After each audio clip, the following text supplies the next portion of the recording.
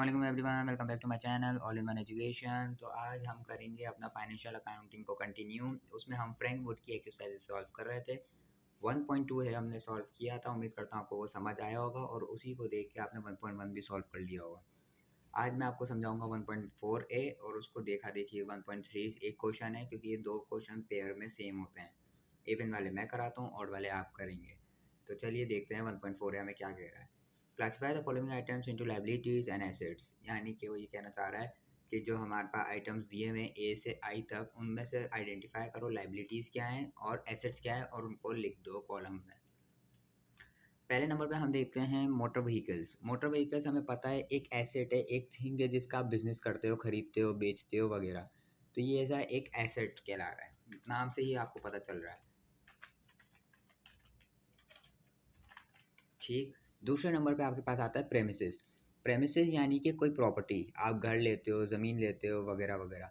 ये जो प्रॉपर्टीज़ होती हैं वो आती हैं प्रेमिसेस में। तो प्रेमिसेस भी क्या हुआ, फिर एसेट हुआ। जाहिर सी बात है, आप खरीदते हो, बेचते हो।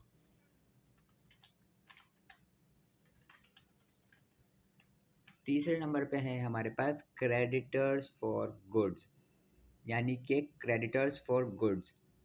क्रेडिट, अच्छा आपको मैंने एक चीज़ नहीं बताई, लायबिलिटीज़ में दो टर्म्स होती हैं, एक डेप्टर्स होते हैं, एक क्रेडिटर्स होते हैं।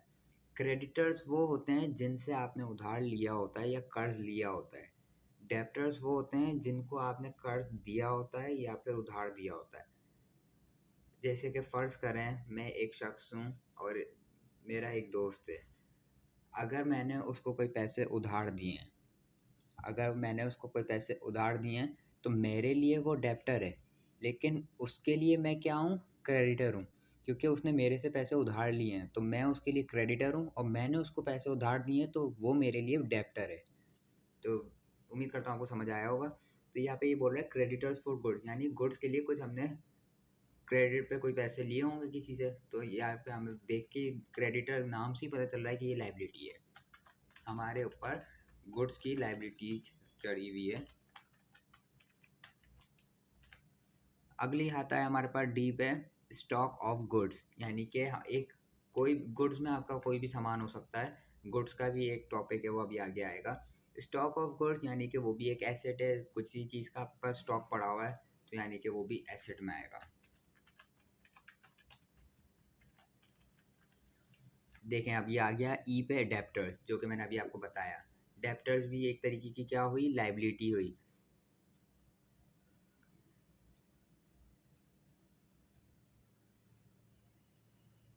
अब देखें ई आया, मैंने अभी जो आपको कॉन्सेप्ट दिया लाइबिलिटी। देखिए क्रेडिटर्स जो है ना, वो आता है लाइबिलिटीज़ में, मगर जो डेप्टर्स होता है वो आता है एसेट में।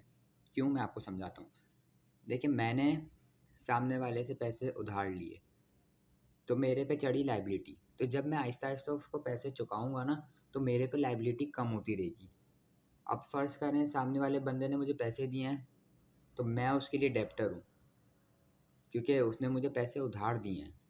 तो उसने जब मुझे पैसे उधार दिए हैं, तो जब मैं उसको आहिस्ता आहिस्ता पैसे चुकाऊंगा तो उसके पास तो पैसे बढ़ रहे हैं ना। जो चीज़ आ रही होती है उसको हम गेन बोलते हैं, और जो चीज़ जा रही होती है उसको हम क्रेडिट बोलते हैं। जैसे फ़र्ज़ करें मैंने अपने अकाउंट में कोई पैसे डिपॉजिट कराए, तो मैंने अपने अकाउंट में पैसे यानी कि मेरे अकाउंट में पैसे डेबिट हुए हैं, मेरे अकाउंट में पैसे आए हैं।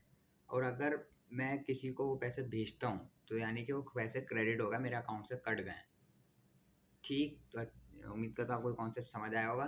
तो जब हमारे पास डेप्टर्स आता है ना, तो डेप्टर्स आता है एसेट में, बिकॉज वो पैसे हमारे पास आ रहे हैं, जा नहीं रहे। हमारे ऊपर किसी चीज़ की लाइबिलिटी नहीं है, वो सामने वाले बंदे के ऊपर। जब वो हमें पैसे देगा तो हमारे पास तो पैसे बढ़ेंगे ना, तो हमारा तो फ़ायदा है। तो ये आता है एसेट्स में। अगला है हमारे पास ओइंग टू बैंक। अच्छा, ओइंग टू बैंक यानी कि आपने बैंक से कोई पैसे जो है उधार लिए हुए, तो वो आप उसको चुकाएंगे। तो ये आपके ऊपर क्या हुई, लाइबिलिटी हुई ना, आपने बैंक से पैसे उधार लिए हुए हैं, तो इसको हम लिख देते हैं लाइबिलिटी के अंदर। अगला है हमारे पास कैश इन हैंड। ये सिंपल आपको पता चल रहा होगा, कैश हमारा डेबिट नेचर होता है, बिकॉज ये हमेशा बढ़ता है।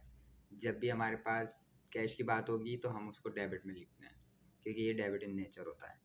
लोन फ्रॉम डी जॉन्स, यानी कि ये देखो बता रहा है कि इसने डी जॉन्स नाम का बंदा है उससे लोन लिया हुआ है, तो यानी इस पर लाइबिलिटी है।